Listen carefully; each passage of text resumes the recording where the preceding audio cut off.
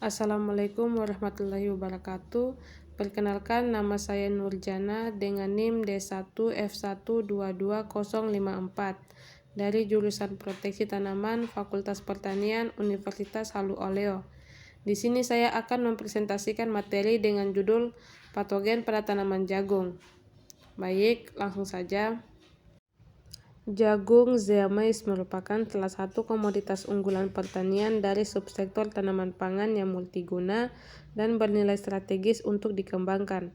Pada saat ini, jagung tidak hanya dimanfaatkan untuk bahan pangan saja, tetapi juga untuk pakan ternak dan juga bahan bakar. Patogen pada tanaman adalah organisme atau agen yang menyebabkan penyakit pada tanaman, mengganggu pertumbuhan, perkembangan, dan produktivitasnya. Patogen ini dapat berupa mikroorganisme seperti jamur, bakteri, virus, viroid, fitoplasma, serta nematoda. Setiap jenis patogen memiliki cara khusus untuk menginfeksi tanaman, seperti merusak jaringan tanaman, mengganggu sistem vaskular, atau menghasilkan racun yang membahayakan tanaman.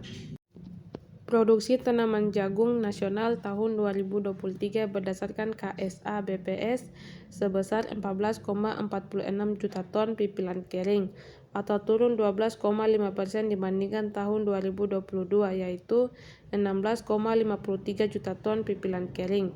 Luas panen jagung pada tahun 2023 diperkirakan seluas 2,49 juta hektar, turun 10,3% dibandingkan luas panen pada tahun 2022, yaitu seluas 2,76 juta hektar. Salah satu faktor yang mempengaruhi adalah kesehatan tanaman, baik itu disebabkan oleh bakteri maupun cendawan atau fungi. Pembahasan hari ini yaitu bakteri patogen pada tanaman jagung, cendawan patogen pada tanaman, gejala, morfologi patogen serta pengendaliannya.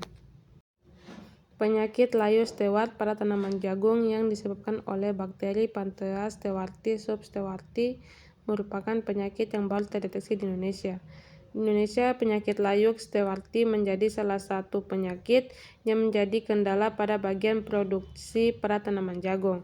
Bakteri ini termasuk ke dalam patogen tular benih, state-borne patogen yang ditularkan oleh serangga, Chaetochnima pulicaria. Bakteri Panthera stewarti substewarti dapat memberikan dampak negatif hingga mematikan pada tanaman tersebut.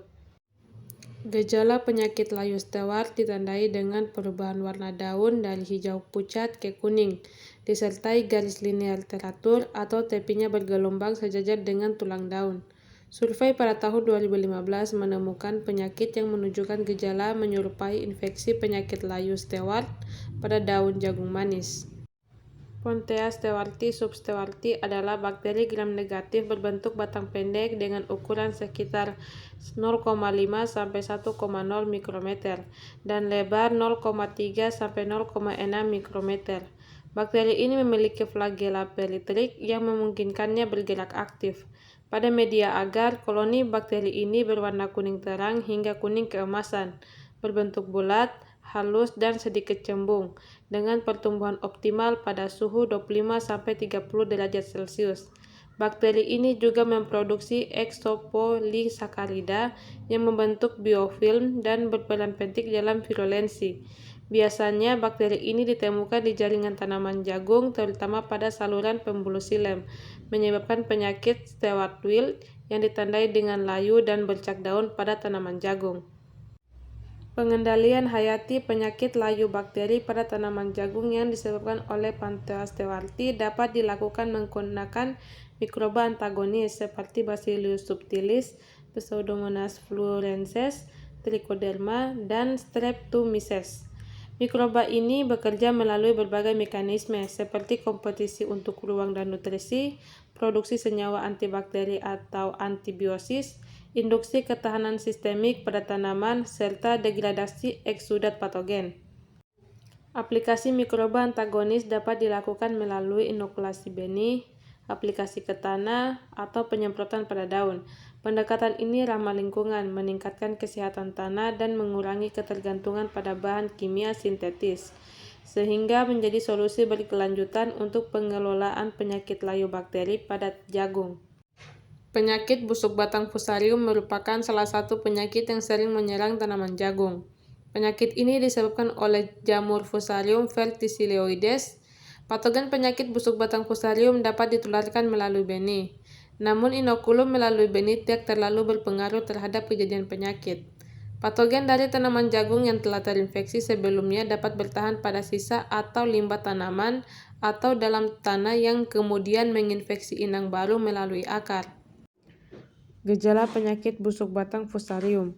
Gejala awal, tanaman yang terinfeksi sering menunjukkan gejala layu pada daun bagian atas, terutama ketika kondisi cuaca panas atau terjadi kekurangan air. Batang menjadi lunak dan mudah ditekan. Pada kondisi kering, batang dapat mengeluarkan bunyi retak saat ditekan. Gejala lanjutan, munculnya garis-garis coklat atau hitam di bagian dalam batang. Pada infeksi yang berat, seluruh bagian dalam batang bisa berubah warna menjadi kecoklatan atau kehitaman. Batang menjadi rapuh dan mudah patah, terutama saat tanaman sudah memasuki fase berbunga atau pembentukan biji. Akar juga dapat mengalami pembusukan, menyebabkan tanaman mudah tercabut atau rebah. Morfologi cendawan Fusarium verticilioides (HIVA) berbentuk bersekat, tipis, dan berwarna putih transparan atau sedikit kekuningan. Konidia. Cendawan ini menghasilkan konidia atau spora aksesual yang berwarna putih atau transparan, berbentuk bulat hingga memanjang. Makrokonidia. Ciri khas dari Fusarium verticilioides adalah makrokonidia yang berbentuk sabit atau bulan sabit. Biasanya memiliki 3-5 septa atau sekatan.